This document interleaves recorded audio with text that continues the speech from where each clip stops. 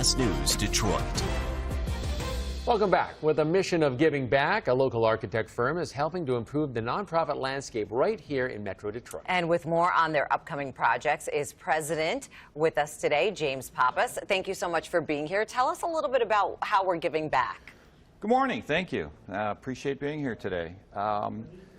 My goal in life has always been to do something that helps the community. And as the president of Fusco, Shaffer Pappas, I've always tried to focus on working with nonprofit organizations that are making a difference. You know, that if we can help them help change the world, that's important to me, and it's important to our organization. So you work with a number of nonprofit organizations. What do you look at in those organizations when you decide to team up with them? Most of the groups that we work with develop some type of housing, whether it be housing for children or seniors, homeless individuals. That's really our focus, is working with those types of groups. And you have something very specific that you want to talk to us about here today. Well, we've worked on several recent projects. We work with COTS, and we recently completed some supportive housing for them, renovation of an existing hotel building in downtown Detroit. That was a very important job for them to house families. And currently we're working with a group called Christ Child, and they provide housing for young boys that at no fault of their own need a place to stay and need a place to live in a safe, secure environment. So it's those types of projects that to me really make a difference to the community. I should just mention COTS is Coalition on Temporary Shelter, for people who don't know that. Now, I'm kind of curious, how does the funding for these projects work? For example, the Christ Child project was by donation. Another group we're working with is the Pope Francis Center, which will be bridge housing for individuals that are coming out of shelters and need a longer place to stay in a safe environment. That was also funded by donations. So it's a combination of donations from the public as well as some government funding, but a lot of it is donations. And we're looking at some of those pictures there. How extensive are these projects? Are we talking about demolitions or some kind of simpler remodels, or are they all different? They're all different, but most of the ones we're talking about, the COTS project, for example, was a major gut renovation. Okay. The project for Christ Child, which is the boys' home, is new construction, and the project for Pope Francis is new construction. On a little bit of a lighter note, we were kind of talking before we went on air about architecturally wise cities and your favorite cities, and you and I agreed on Chicago, but let's talk about our own city, Detroit, and talk about some of the architectural gems that are here, right here in front of our eyes. There are some beautiful buildings in the city of Detroit. There is everywhere. I mean, I don't know that I have one favorite throughout the city, because as you go through, there are so many unique buildings were built over time. Really, the great error in the city of Detroit were projects that were really built in the 20s, just everywhere throughout the city. Yeah, a number of gorgeous buildings. Now a lot of them being refurbished on the inside and the outside, so they're getting back to their former glory, so to speak. And it's just amazing to me that with the work that I see happening today in downtown Detroit, in Midtown, in fact throughout the city, that people are coming, organizations are stepping up and saving these buildings that are just gems throughout the city. Yeah, and still so much work to be done.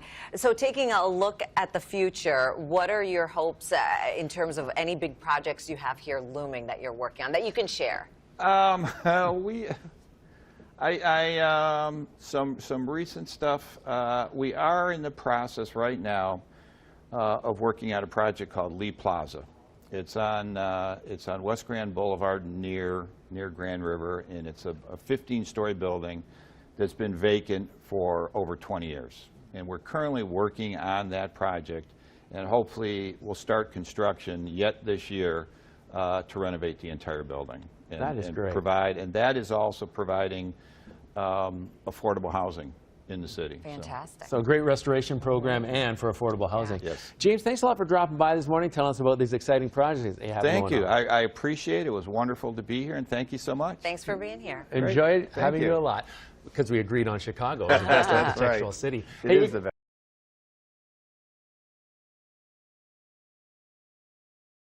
Well, it was a hotel, then a homeless shelter, and now apartments that are strictly affordable housing. Fox News' Amy Lang with more on the local architecture firm that's designing to make a difference. It was a residential hotel built in '24 and stayed that way for many years. Jim Pappas is president of Fusco, Shaffer Pappas Architects and Planners. He and his firm recently renovated this building on Woodward in Midtown, built in 1924. Like the plaster, this is 100-year-old. What you see here is the original. The cost, $17 million. It's expensive to save some of these old buildings, but you're losing Detroit.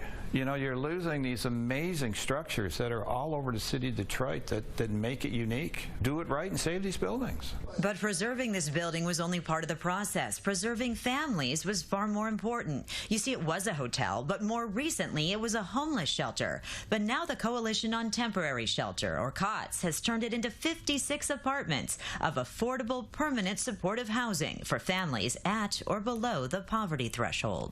Anybody can do a shopping center, but if you do somebody's home like this that really needs a place to live, it's a great feeling. It's one thing to be able to provide services. It's another to have a venue and a space where they can find safety, comfort, and support. Some of the families that we've partnered with, that we collaborate with, have experienced traumas and crises. So oftentimes they just need support. They need somebody to say, hey, you're not alone.